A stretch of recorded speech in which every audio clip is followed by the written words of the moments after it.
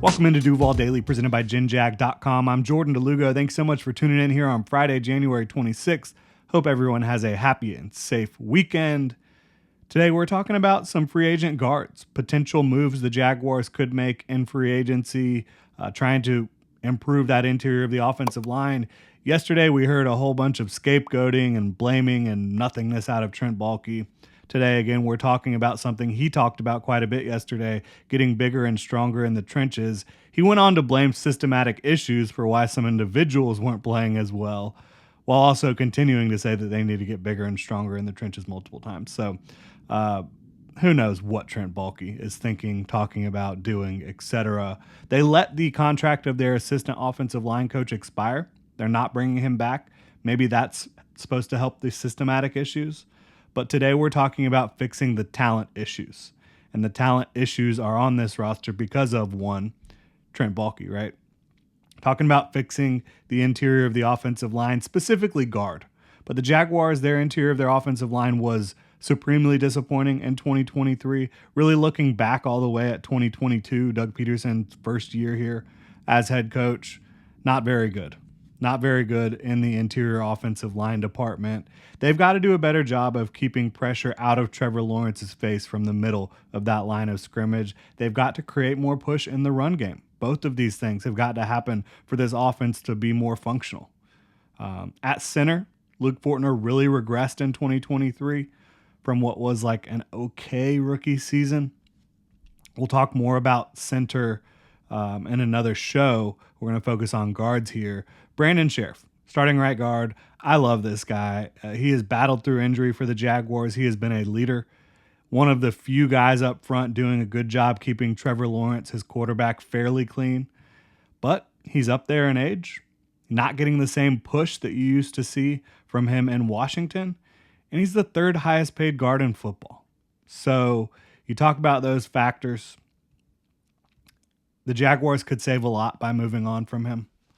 We'll see what they do. We will see how they decide to play that out. That's going to be tough. At left guard, you had a revolving door with injuries and poor play in 2023. Ezra Cleveland is a free agent. Jaguars traded for him right before the trade deadline. Late round pick, so not a big deal there. They thought he could bring some more oomph. He dealt with injuries when he got here. So after he'd started dealing with the injuries, I don't think you really saw the full Ezra Cleveland that you saw in Minnesota prior to him getting here. Where do you go now? I'll tell you one thing. I do not think you are using $24 million of your 2024 salary cap space on Brandon Sheriff. I just cannot see that. He's either got to restructure, which again, at his age, 32 years old now, do you really want to do that if you're the team? Or you have to move on. I'm at the point where I probably say you try to get younger. I think the Jaguars will be too. You save $9.1 million against the cap by moving on from Brandon Sheriff. That's a healthy chunk of change. Some flexibility would be added to your situation by moving on, to your cap situation. So let's dive into what they could do with these potential free agents that are set to hit the market. And as I have to say every time we talk about free agents, a lot of these guys will not hit the market. You do see at guard, though, a lot more players tend to hit the market because teams don't really want to pay up. So we'll see how it plays out, right? Starting at left guard, Ezra Cleveland. I would be fine with trying to bring him back at left guard. He was very good for the Vikings the last several years. He was pretty good in the run game for you before you got hurt. He's only 25 years old. He will turn 26 this year. I don't think that this is the most exciting thing you could possibly do, but I guess he probably comes in under $10 million per year, probably a sub $5 million cap hit in 2024. I mean, I think you can live with that. You're not going to be perfect at every single spot. This is a guy that has succeeded in the NFL so far for the most part. And again, age is on his side. He does have some experience now with this coaching staff. So he is a left guard option. The guy who replaced him in Minnesota, Dalton Risner, he's also an option. He's set to be a free agent. He's 28 years old. The Jaguars could have had him, though, last year for nothing. They didn't pursue him or sign him, so I'm not sure why they would now. But Dalton Risner could be an option. Jonah Jackson from the Lions is potentially out there at left guard. Not super exciting either, but he's about to turn 27, could be entering his prime. Same deal for Damian Lewis, not super exciting from Seattle, but at 26 years old, could have his best years right in front of him. Honestly, I'm of the mind that you would rather sign someone to play where they have been playing than flipping guys from left to right, center to guard, etc. But that's in a perfect world.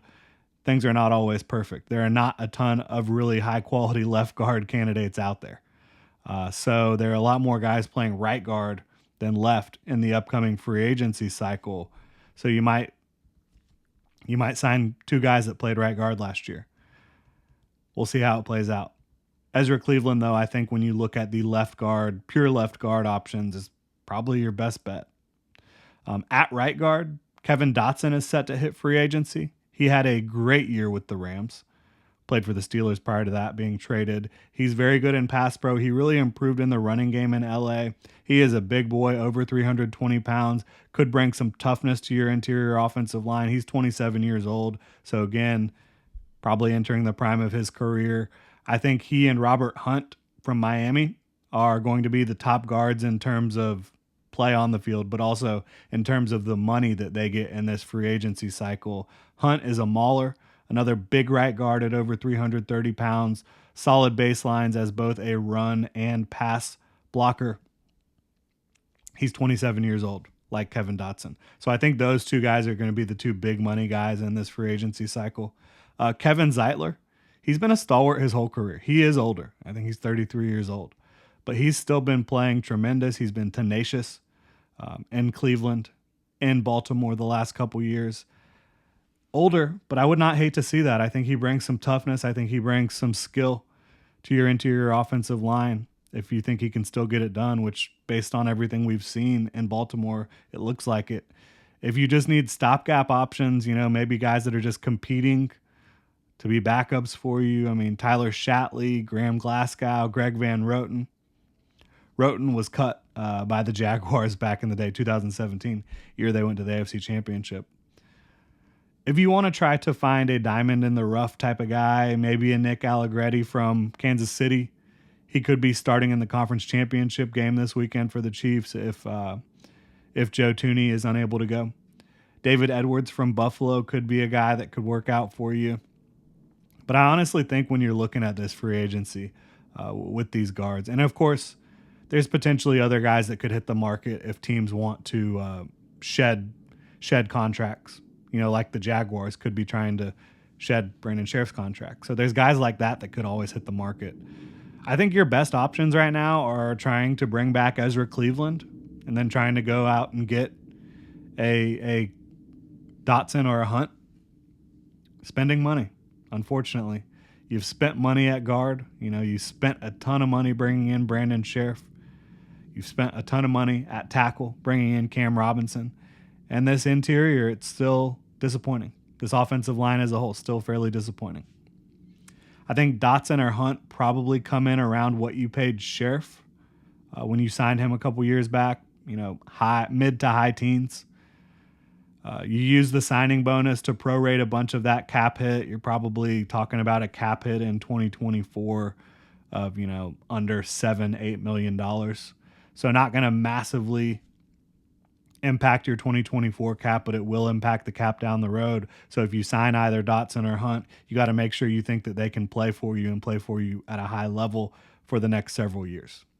You could also restructure Sheriff, which is less appealing, but still better than a lot of the other options when it comes to winning in 2024. Like I said, I'd be here for a swing on Kevin Zeitler, even though he's an older guy. Very good football player, very stout. You do have Cooper Hodges, drafted this year. He was a tackle at Appalachian State. He could be good. You saw some good things from him throughout training camp, but I just don't think you can bank on a kid coming out of App State, switching positions, coming off an injury, season-ending injury in 2023. You've never seen him in a real game. So I think you've got to address guard in free agency. I think you've got to address guard in the draft as well. The Jaguars' interior of the offensive line was broken in 2023. It was not much better in 2022.